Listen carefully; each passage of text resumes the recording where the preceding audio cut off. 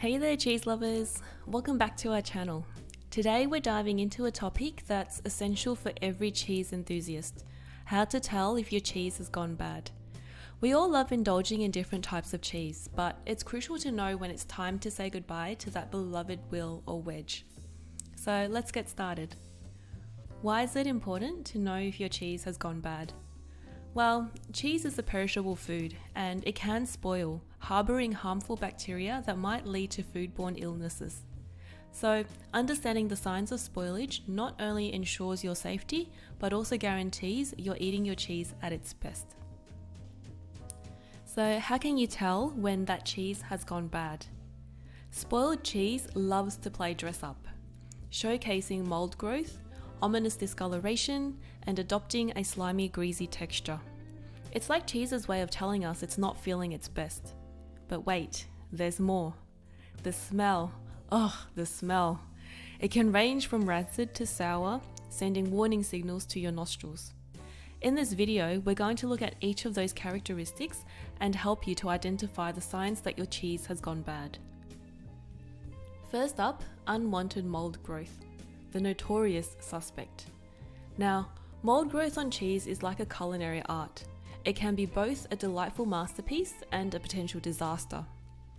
Some cheeses, like the iconic Stilton or the heavenly Brie, are intentionally infused with mould to create that unique, mind-blowing flavour and texture. So mould like this,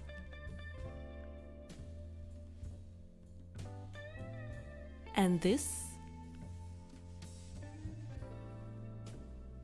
is totally normal in and on your cheese.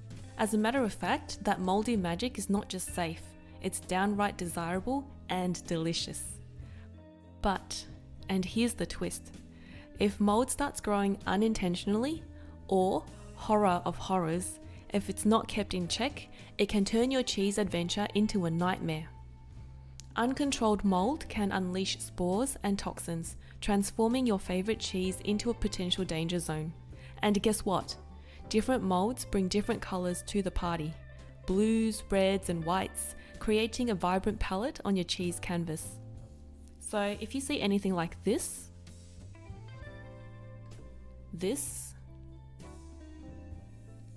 or this, growing on your cheese, you need to be careful. Because this appearance on the surface of your cheese is most likely indicative of unsafe mould growth.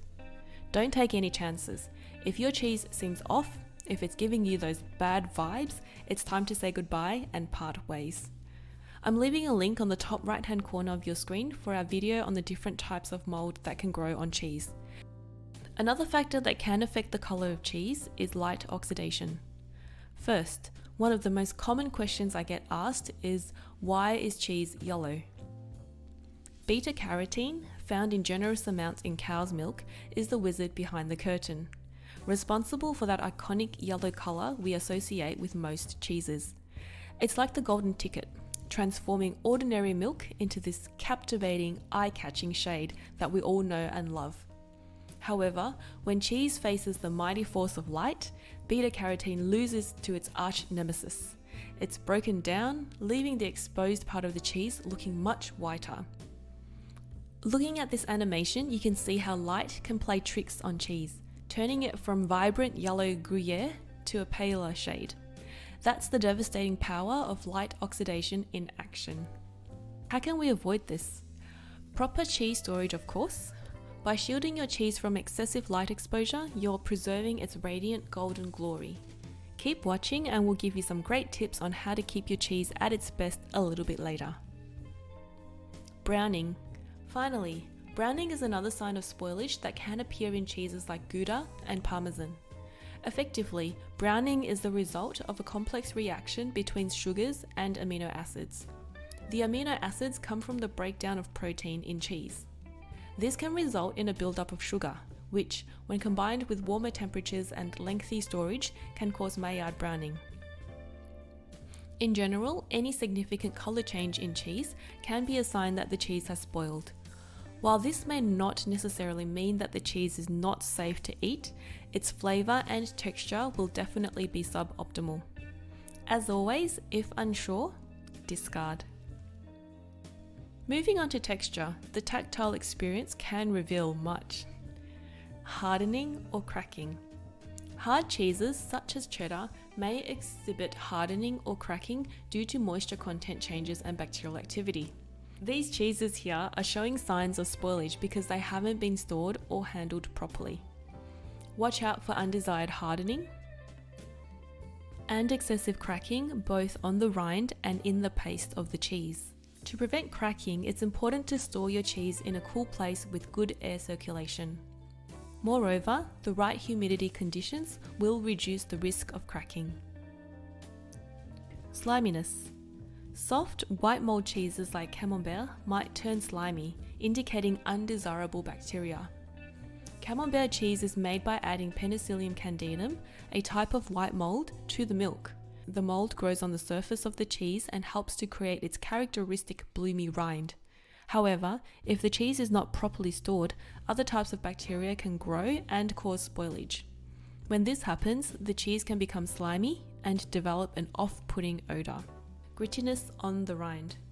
If cheese starts to develop a gritty or grainy texture, this can also be a sign of spoilage.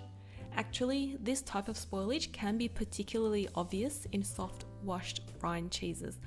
Now, it's important to note that a gritty rind does not necessarily indicate spoilage, but if your cheese's rind is excessively gritty and also slimy, something has most probably gone wrong.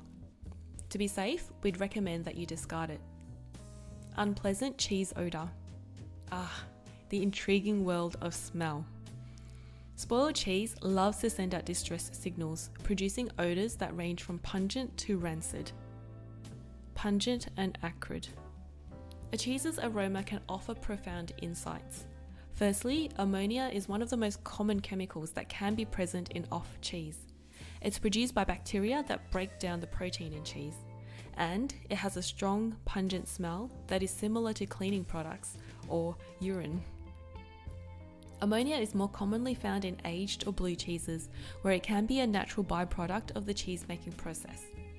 However, excessive amounts of ammonia can indicate spoilage. In addition to the unpleasant smell, cheese that has high levels of ammonia can also have a bitter or sour taste. Rancid and vomit-like. Next, butyric acid is another chemical that can be present in cheese when it goes bad. This short-chain fatty acid is produced by bacteria when they break down the fat in cheese. Notably, butyric acid has a pungent, rancid smell and can give cheese a sour or unpleasant taste. It's often associated with soft, creamy cheeses like brie that have a higher moisture content and are more prone to spoilage. Musty and mouldy. The musty smell, reminiscent of dampness in cheeses like Camembert, is attributed to compounds like geosmin, originating from bacteria used in ripening. It is produced by certain types of bacteria and fungi commonly found in soil, and is also responsible for the earthy smell after rain. Having said that, a subtle earthy smell is normal and desirable in most soft white mold cheeses. However, improper storage can lead to excessive geosmin production, and the musty smell can quickly become overwhelming. The take-home message from this? Trust your nose. If the cheese don't smell right, it probably ain't. What should I do with spoiled cheese? Okay, you now know how to tell if your cheese has gone bad, but what do you do next? It's simple. If it's a fresh cheese or a soft cheese, discard it. If you encounter minor mould on a hard cheese, cautiously trim it, ensuring no traces remain. When I say minor mould, I mean something like this. Not this. How can I prevent cheese from going off? To savour your cheeses longer and prevent spoilage, consider these invaluable tips. Purchase the correct amount of cheese. The single most important thing you can do is to only buy an amount of cheese that you can consume within 1 week. Proper storage. Different types of cheese require different storage conditions. Generally, soft cheeses like brie and Camembert should be stored in the fridge in their original packaging. As for harder cheeses, they can be stored in a sealed container or wrapped in wax paper. Also, you will want to consume your cheese as quickly as possible. This is particularly important once you have cut into soft cheeses. On the other hand, hard cheeses can last longer, but even they should be used within a week of being opened. Handle cheese with care. When cutting cheese, make sure to use clean utensils and always wash your hands thoroughly. Dirty knives and hands can introduce bacteria to the cheese and cause it to spoil more quickly. Also, try to cut only what you need and leave the rest of the cheese intact. And there you have it, cheese lovers. By following these guidelines, you can enjoy your favourite cheeses while staying safe and healthy. If you found these tips helpful, give us a thumbs up and share your cheese-related experiences in the comments below. Don't forget to subscribe for more cheesy content. Until next time, keep enjoying the wonderful world of cheese. Praise be cheeses.